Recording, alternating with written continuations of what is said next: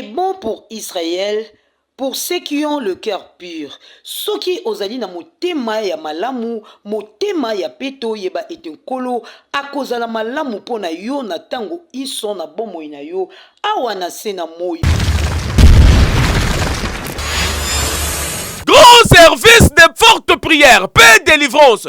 Pendant 40 jours, mon coca, oye bandaki du 9 février, et kokende kosila kino mokolo le 16 mars 2025, oyo, avec maman na thème, la destruction des œuvres diaboliques na kati ya ba famille, bisika oyo wapi, ACK et Bina, oyo ezali kokambama, na apôtre Jean-Marie et Chimungu bakisela ke toujours coffre fort Nzambe la confiance du chef. Azali kokumbela avec impact Rosaranater, on a venu de 3 martyrs, na quartier Wenze, référence arrêt de bus et Bina, no konangandi melanga ko, prière ya kafu kafu, et toka kimokolo dimanche oyo, pas témoignage, loyembo, adoration, et zalaki na rendez-vous, yoka communication. Ok, merci pour la question.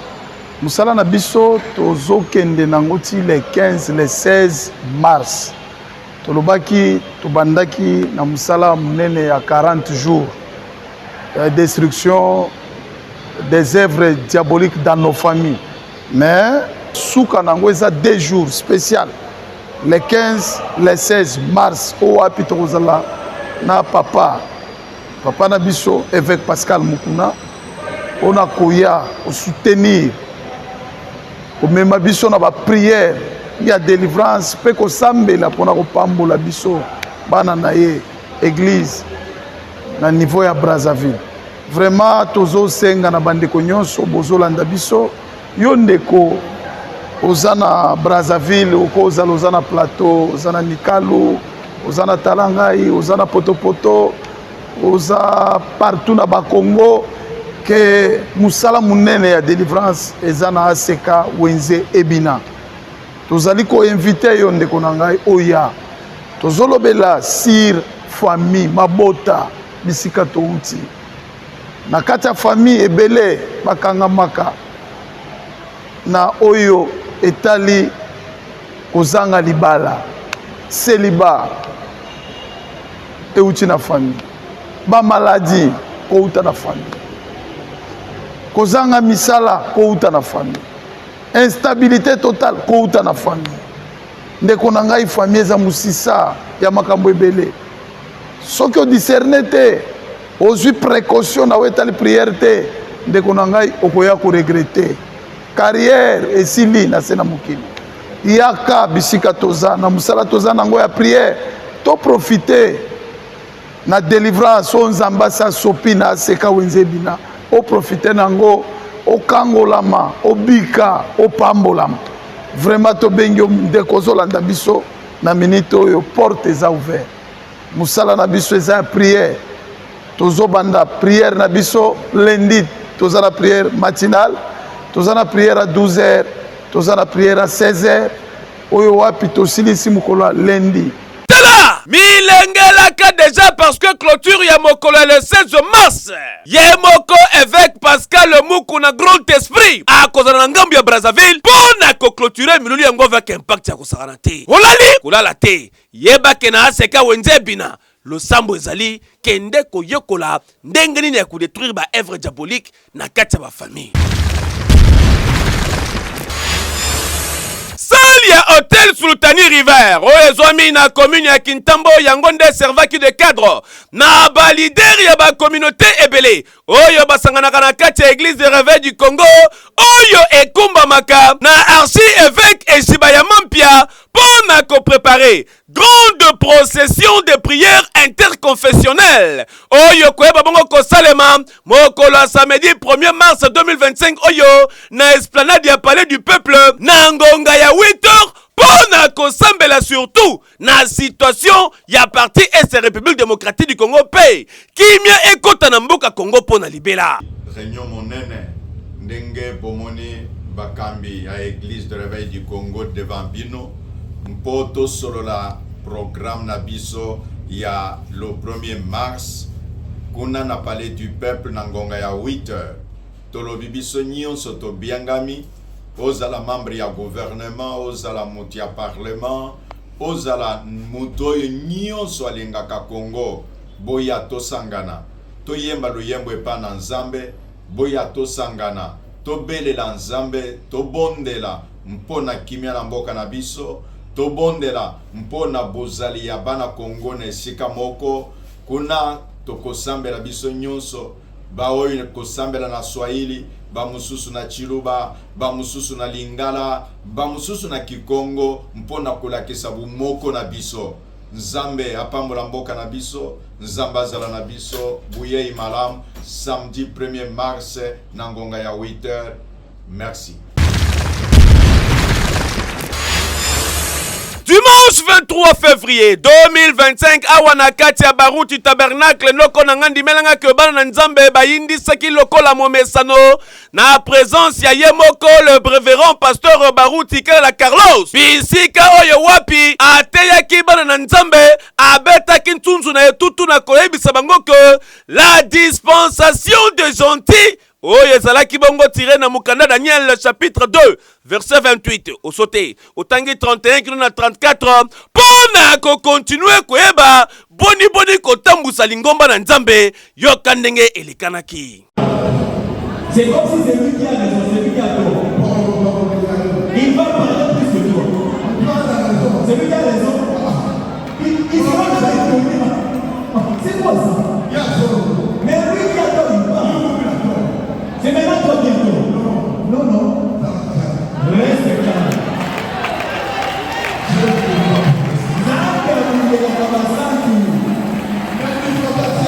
La seule dispensation. Personne ne pourra te vaincre.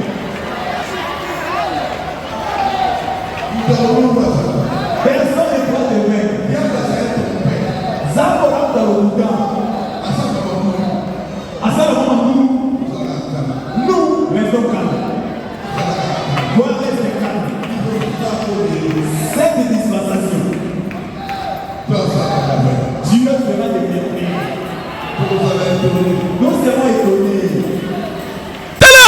Na Baruti Tabernacle pasteur Carlos Kela Baruti azali ko continue ko kumbela masolo ndenge Nzamba Baruti Kasongo azali ko continue ko yebisa ye qui dit mieux. Nouvelle dimension conquête. Après réussite totale, il y a 6 jours, il y a mon banque d'activité. Relèvement 2025. Oh, Salama qui n'a esplanade, il y a palais des congrès Namboka Brazzaville. Non, qu'on a dit que dimanche 23 février 2025. Ah, on a numéro 1597. Il y a avenue des 3 martyrs Batignolles. Référence Papa Gaz, na plateau de 15 ans. L'homme de Dieu. Gustave Ambienze, Bakisele, toujours le défenseur de l'armée céleste. A Kumbela Kibala Nzambe Touya Église Lumière et Salut de Nation. Na Mobange ya culte et Sika Oyo Wapi. Ayebi Seki na Bango. Ba continuer kozala toujours humble parce que Nzambe a kosala na Bango makambo ebele ya minene mikolo ezali koya liboso. Il y a des problèmes que toi tu dois résoudre pour que tes enfants ne rencontrent plus ces combats-là. Quelqu'un m'entend?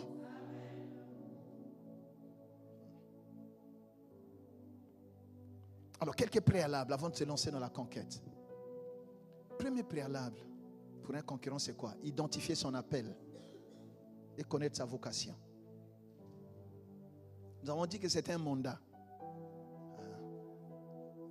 Même si nous sommes tous des conquérants, mais on ne va pas forcément conquérir dans le même domaine. Amen. Il faut que tu saches à quoi Dieu t'a appelé. Dans quoi tu dois être conquérant. Dans quel domaine Dieu t'a donné une aptitude, une prédisposition, un talent. Pour ne pas t'engager dans des choses qui vont te dépasser. Pour ne pas t'engager dans des voies où Dieu ne pourra pas t'accompagner. C'est plus facile d'opérer dans sa vocation. Mais si tu es dans une vocation qui n'est pas la tienne, ça va te demander beaucoup de sacrifices. Et c'est un gâchis. Donc premièrement, il faut identifier sa vocation. Identifier son appel. Quand tu es dans ton appel, même si c'est difficile, tu sais que Dieu sera avec toi. Oh oh, alléluia. Et chaque homme, tout homme a un appel. Amen. Alléluia. Alors, comment découvrir son mandat, sa vocation, son appel? Je parlais plutôt de l'appel et de la vocation. Comment savoir que Dieu m'a appelé à telle chose? Souvent, il peut arriver que Dieu te le dise à toi-même. Vous êtes là? Dieu peut te le dire à toi-même. Voilà, je t'appelle à telle chose. On a des cas comme ça. Amen. Le cas de Moïse. Dieu lui a dit, c'est toi. Josué, Dieu lui a dit, c'est toi. Ça, c'est direct. Alléluia. Paul, Jésus lui a dit, voilà, je t'appelle maintenant à faire ceci. Je t'envoie. Donc, c'est clair. C'est Dieu qui appelle. C'est Dieu qui te le dit directement. Mais il peut le faire aussi indirectement. Je vous ai parlé d'Abraham. Il a reçu l'appel d'être, comment dire, père de multitudes. Dans son nom, Dieu lui a changé de nom. Dieu l'appelle, dit, va-t'en dans un pays que je te montrerai. Et voilà, sur le chemin, sur le parcours, Dieu lui change le nom. Et souvent, Dieu ne nous dit pas tout au départ. Il peut arriver que Dieu te dise, fais telle chose, mais ça va se préciser sur le parcours. Comme la Bible dit, il nous augmente la force pendant la marche. La révélation va s'affiner pendant le parcours. Il y a des gens qui ne se lèvent pas parce qu'ils attendent que Dieu leur donne tout le livre.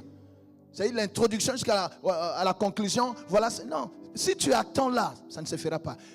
Dieu va évoluer avec toi step by step, étape par étape. Amen, amen, amen. Tu fais, dès que tu as accompli ça, il montre le reste. Parce qu'il y a des choses, si Dieu te montre, tu ne pourras même pas te lever. Si Dieu te dit que dans le désert, il y a des serpents. Si te dit qu'il y a la mer rouge. Si te dit qu'il y aura l'eau amère. Si te dit que... Non, tu arrives en Égypte. Non. C'est pour ça que Dieu ne montre pas tout au départ. Alléluia. Mais quand Dieu te dit, lève-toi seulement. Le reste, c'est Dieu qui fera. Donne-moi un bon amen, ma soeur, mon frère. Tu vois?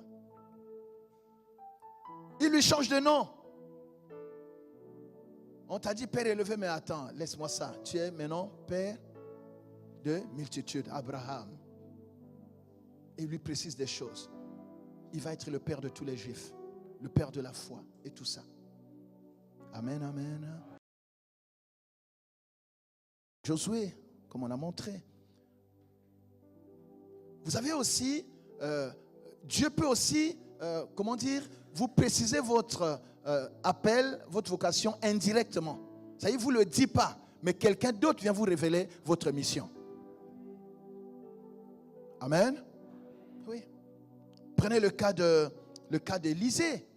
Élisée est en train de s'occuper du troupeau de son père. Moi, Congo Brazzaville, Congo Kinshasa. Dimanche, peine à 4 de l'esprit, au Katsa.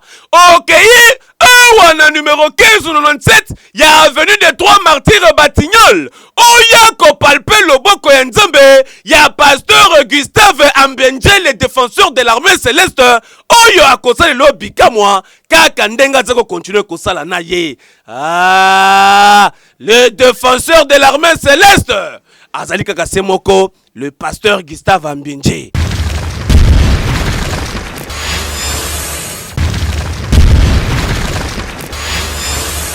Le révérend prophète Gary Kenge. Oya kumbelaka, église les ambassadeurs pour Christ noko nangai. Ndi melanga que chaque dimanche, azalaka na pointe pona koyeba bango kosambela elongo na bandimi na ye tout. Mo bange ya culte d'action de grâce. Et kotaki dimanche 23 février 2025 oyo na bisika oyo wapi. Prophète Gary Kenge ateyaki bana na Nzambe na mukanda ya Psaume chapitre 2 verset 7, Jérémie 23 18 à 22 bisika oyo wapi. Atalisaki bango les implications du conseil de Dieu oyo ezali esika ya ba révélation, direction divine, paix, croissance spirituelle, ba implication profonde sur la vie. Noko nangandi melanga que louange, paix, adoration ezalaki na pointe bana na Nzambe. Ya les ambassadeurs pour Christ ba sepelaki na ninga de fote yoka communication.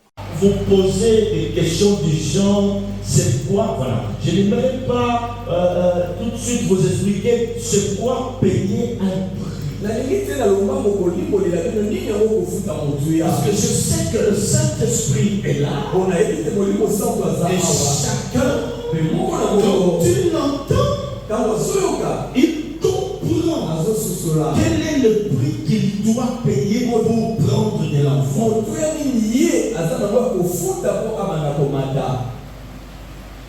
Est-ce que se séparer de certaines personnes? Il y a des grandes décisions que je dois prendre.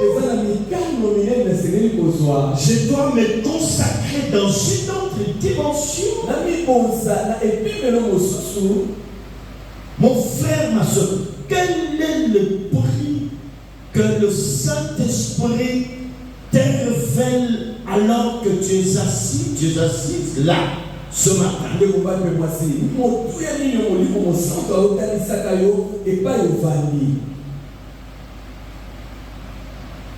Qu'est-ce que tu dois abandonner?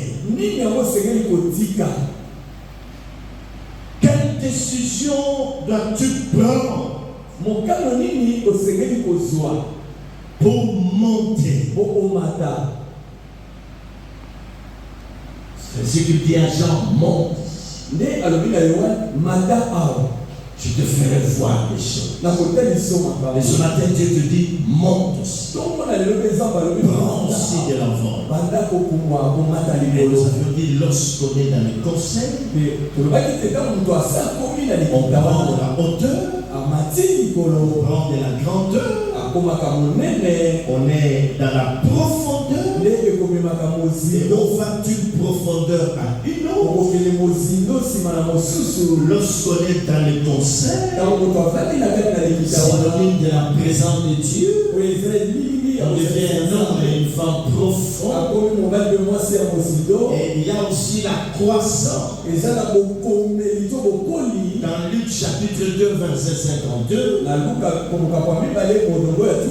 il est dit que Jésus-Christ croissait en stature, en sagesse et en grâce. Et nous sommes appelés à croître dans ces trois dimensions. Mais ce que j'aime dans ce passage, je ne sais pas si c'est écrit ainsi dans votre Bible, qu'il croissait en sagesse, en grâce, devant Dieu et devant les gens. Est-ce que vous avez... Ndeko ya Congo, chaque dimanche, yaka na yo awa na culte d'action de grâce na avenue Lundiadi numéro 4 na quartier Binza Piso na commune ya Ngaliema. Oya kokutana na prophète de Dieu, na prophète Gary Kenge, oyo akumbelaka église les ambassadeurs pour Christ avec seule mission Semoko. Yaka mabana na Nzambe na lola. Ah, qui dit mieux?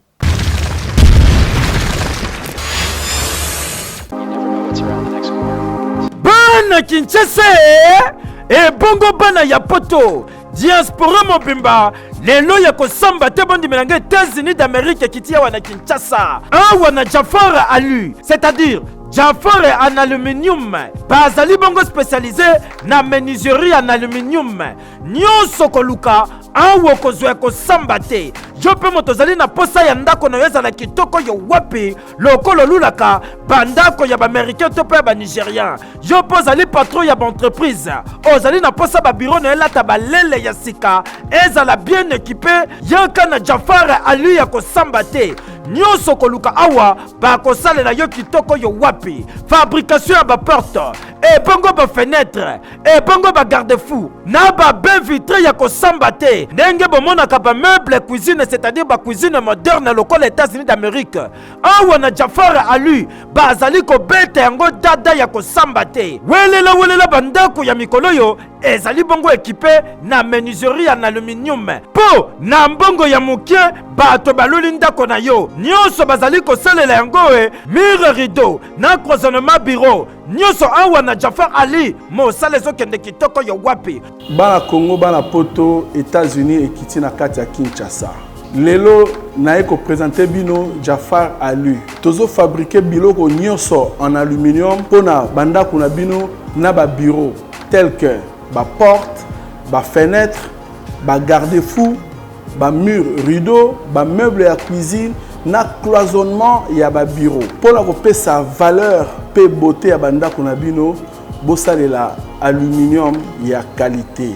Na lobi bien aluminium ya qualité na Jafar Alu. Jafar Alu est assuré bino un travail de qualité fait par des professionnels ya métier en commençant par la fabrication ya ba porte na bino na ba fenêtre ainsi que biloko nyonso na transport ya komema yango kobana na télé na biso tina chantier na bino pe composer yango selon ba norme. Ba mama Kinshasa, ba papa, pe ba jeunes entrepreneurs, ba bureau ya kala esila, ba bureau ekoma lolenge oyo bozali komona, awa na Jafar Ali, ba pesi bino opportunité. Tena, que kandengo moni dépôt na télé zali bien équipé. Tunanga nini opesi kaka mbongo na yo, kaka na mbongo wana transport ya matériel eza na kati. Ba ye nango tina kati ya chantier waso. Okani Cécilie tete ba bandi pe ko poser tala elonga yenga ye. O tuninga adresse ezali place ko bunga te ezomi na avenue Saint-Christophe numéro 1439 référence OV2 tozabongo na commune ya Limete Funa. Tolo balisusu nini jaboye biso nyonso toweli na Jafar Ali pour que banda kuna biso ezala bien équipé. Heke yo.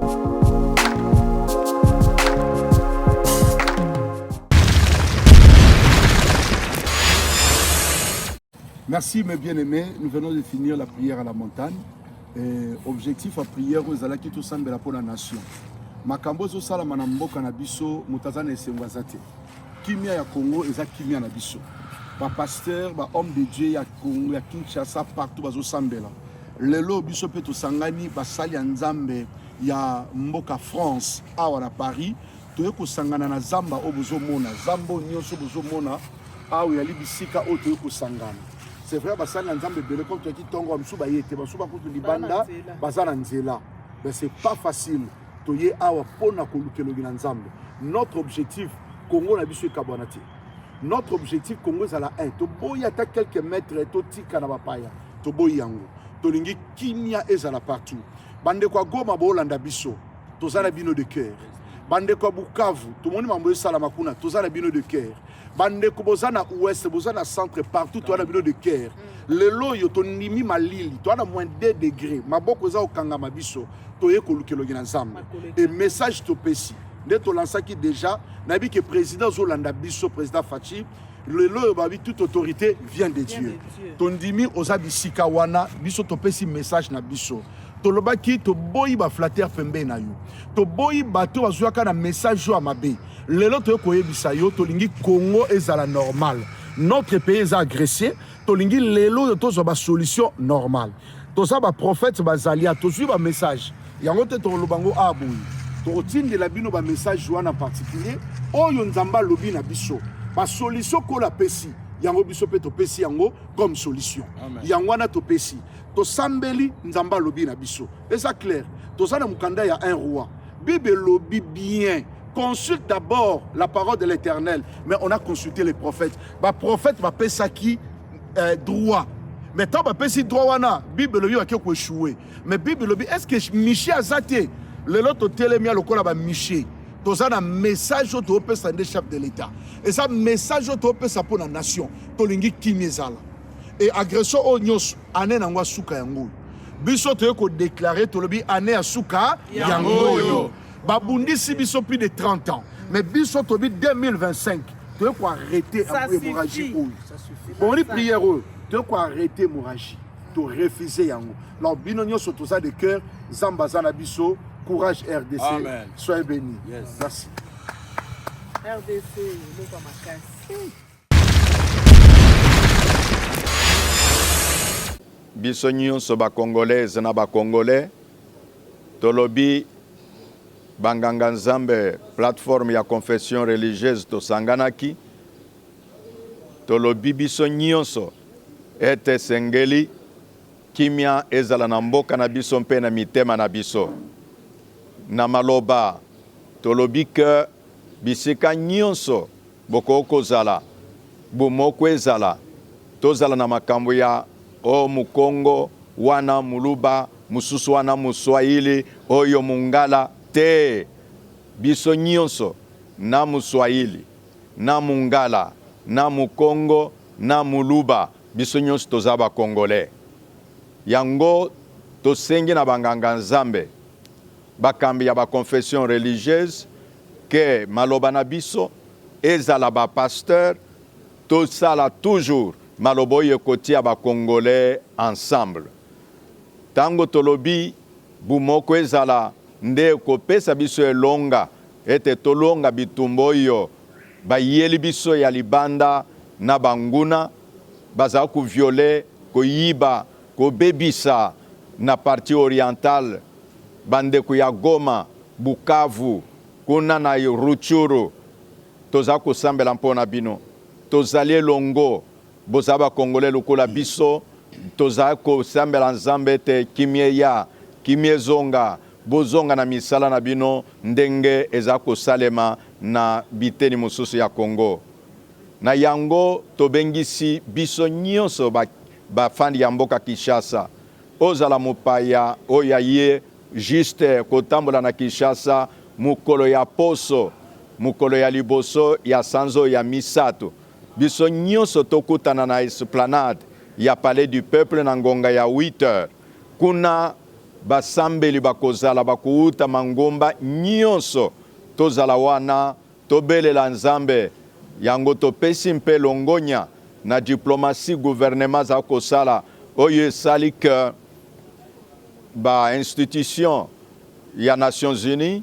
ya Union Européenne sikoyo likambo ya bakongole eyokani yango ba prendre ba résolution mpona kosenga Rwanda alungwa na mboka na biso mpona kolobete bitumba esila yango tolobi to continuer lusambo ete ba résolution yezuwami etikala kaka maloba te kasi tomona ngo na misala bitumba kosila kimia kozonga tobosana te mukolo ya samedi oyo mukolo ya poso na mukolo tobengi date ya le 1er mars biso nyonso na esplanade ya Palais du Peuple na ngonga ya 8h mama papa melenge mokolo ozala membre ya gouvernement ozala fonctionnaire ozala député biso nyonso toya tonetola mingongo na biso kolobete Yahweh sala sala lulenge na yo nzambe mpo kimia ezonga na mboka Congo